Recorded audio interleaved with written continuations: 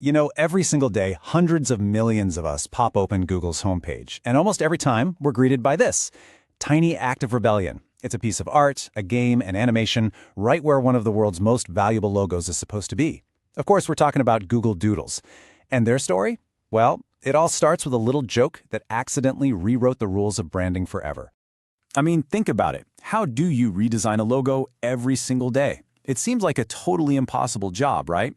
Taking one of the most recognized logos on the planet and just changing it day after day without losing what makes it, well, Google. That's the huge creative puzzle we're going to unpack here. You might think the Doodle started in some fancy design studio or a big corporate meeting, but nope. The story actually begins with a quirky, kind of nerdy out-of-office message for a music festival out in the Nevada desert. So get this, it's 1998 and Google isn't even technically a company yet.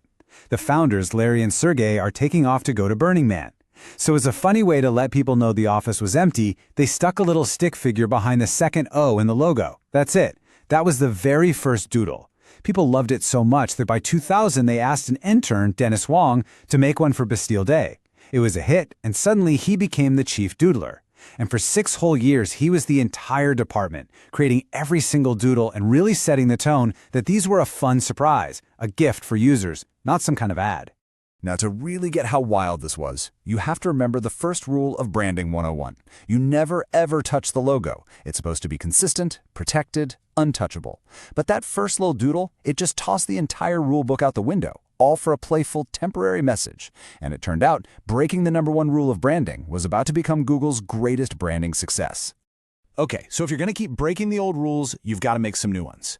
Let's dig into the core principles, the creative DNA that makes a doodle, no matter how different they all look.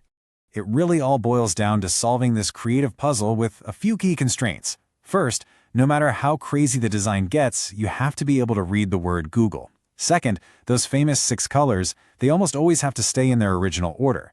And third, and this is the part I think is so cool, the 6 letters themselves aren't just a background for the art. They are the art. They're the building blocks of the entire story. And the way they solve this puzzle is surprisingly old school. Every single doodle, even the super complex animated ones, starts its life as a simple black and white pencil sketch on paper. That's where the artists figure out the concept. You know, how can the 2 O's become a pair of glasses, or how can the L become a flagpole? And only when that analog concept feels perfect do they even think about moving it onto a computer. So, they've got this amazing artistic process down. But that's only half the story. I mean, with a whole world of anniversaries, birthdays, and events, how on earth do they decide who or what gets a doodle? Well, this is where a very human selection machine kicks in. Just let that number sink in for a second. The team makes over 500 doodles every single year. This isn't just a little side project anymore. It's a massive daily global art installation. But here's the kicker. You'll probably never see most of them. Why? Because the huge majority of doodles are regional. So, on any given day, the Google homepage in India is celebrating a local holiday, while the one in Brazil is honoring a national hero. And you might be seeing something totally different where you are. It's a genuinely global effort.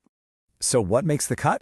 The team has a guiding principle they call googly. Yeah, it's not a technical term, but it basically means they focus on celebrating things like innovation, curiosity, and creativity. So art, science, technology. And one thing they really love to do is shine a spotlight on unsung heroes, the people you've probably never heard of but absolutely should. And what they don't do is just as important. To make sure the doodle remains a gift for everybody, the team completely steers clear of anything commercial.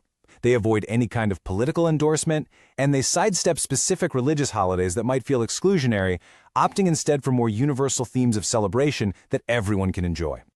Naturally, as technology has evolved, so have the doodles. I mean, they've gone from these simple little drawings to some incredibly complex digital experiences.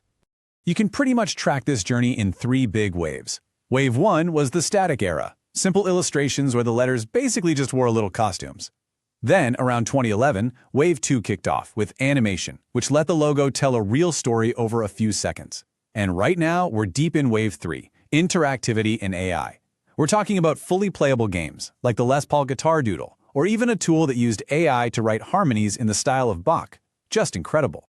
But what's so fascinating is that even as the tech got more and more advanced, that core principle we talked about never, ever changed. This quote says it all. You can't just make a beautiful illustration and slap the Google logo on it. The letters are the illustration. The art can't just be on the logo has to be the art. So for all this talk of high-tech tools and AI, the Doodle program is actually more human-centric today than it has ever been. It's this huge collaboration to get every detail just right. This quote from art director Angelica McKinley really gets to the core of it. The team goes out of their way to find guest artists from the cultures they're celebrating to make sure everything feels authentic. And they work directly with the families of the historical figures they're honoring. It's a deeply personal and respectful process. And their work goes so far beyond just the final drawing. They bring in cultural consultants to check for authenticity. They design for accessibility so that someone using a screen reader can still experience the doodle. They even have user researchers who study our emotional responses to see if the stories are connecting with us. Okay, so after all this art, tech, and research for something that's just going to vanish in 24 hours, what's the point? Why does it even matter? It's a really fair question, isn't it? In our current tech world that is obsessed with tracking clicks and maximizing engagement, a temporary, non-commercial piece of art seems almost inefficient. It doesn't sell you anything, it doesn't track you, so what's it for? The answer really comes down to this one beautiful word: serendipity. That magical feeling of finding something wonderful that you weren't even looking for. Just think about your own experience. You might have opened your browser to check the weather or search for a recipe, but instead, you stumbled upon the birthday of a pioneering scientist you'd never heard of, or the anniversary of a huge cultural milestone. For a brief moment, you discover something unexpected about the world. And this quote just sums up the whole philosophy perfectly. Most huge brands treat their logo like it's a priceless artifact in a fortress, something to be protected behind glass. But Google? They decided to build a playground on theirs, and they invite all of us to come see what new game they've set up each day. You know, from that one simple out-of-office stick figure to a powerful AI collaborator, the Doodle has always been about surprise and delight.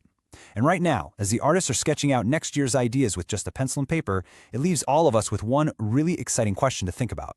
What story will the logo tell us tomorrow?